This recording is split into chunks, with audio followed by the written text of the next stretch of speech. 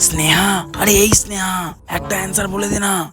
উফ, এক্সাম দেওয়ার সময় কেন এত ডিস্টার্ব করিস তোরা? প্লিজ একটু নিজেরা নিজেরা লেখ। আরে একটা বলে দে না ভাই, প্লিজ।